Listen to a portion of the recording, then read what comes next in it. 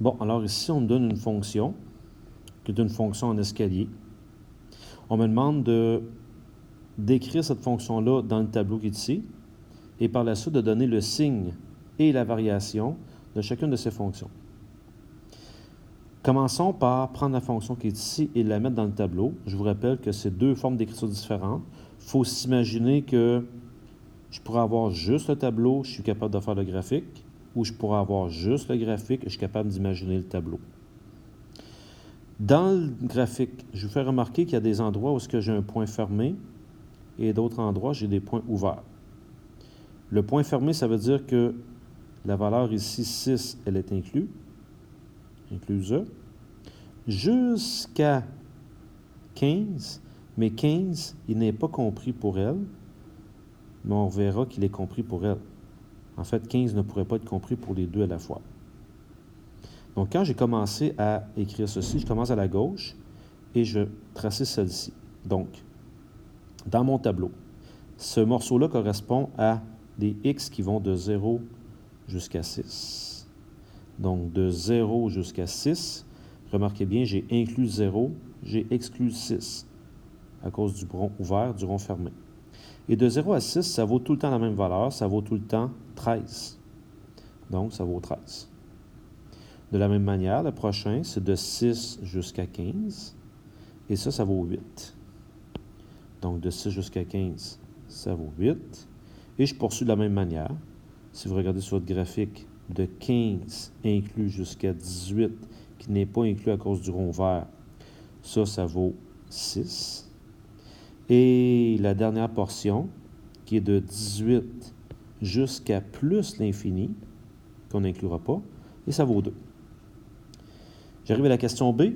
On veut déterminer deux choses. La première chose qu'on veut déterminer, c'est quel est le signe. Et la deuxième chose, c'est la variation. Je vous rappelle tout le monde que le signe, c'est de dire, c'est quand que ma fonction est positive ou négative, alors que la variation, c'est quand qu'elle est croissante, c'est quand qu'elle est décroissante. Commençons avec le signe. Positive, négative, c'est ce qui se situe soit en haut de l'axe des x. Dès que c'est en haut de l'axe des x, c'est positif.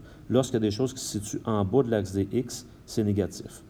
On se rend compte que dans le tableau qu'on a ici, le graphique qui est là, tout notre dessin est au-dessus de l'axe des x. Donc, cette fonction-là est toujours positive.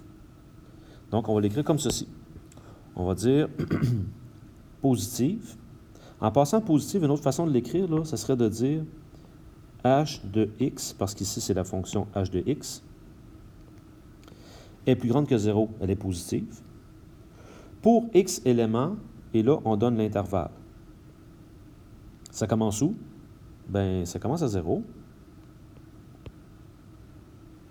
Et là, je me rends compte que il y a comme une chaîne, hein?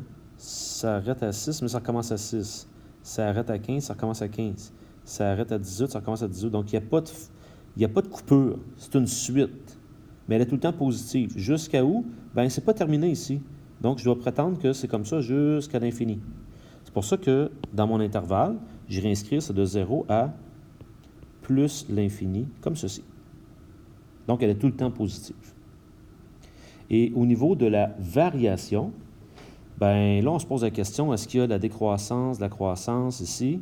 C'est sûr que vous allez me dire que c'est plein de petits plateaux constants, mais pour une fonction en escalier, ce qu'il faut faire, il faut observer la tendance.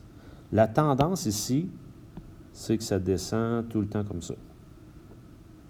Donc, si ça descend, on dira que cette fonction-là est décroissante. Donc, elle est décroissante. Pour quelle valeur de x? Donc, on écrit ça comme ça, pour x éléments, et ça commence à 0 jusqu'à plus l'infini. La fonction, elle est tout le temps décroissante. Voilà.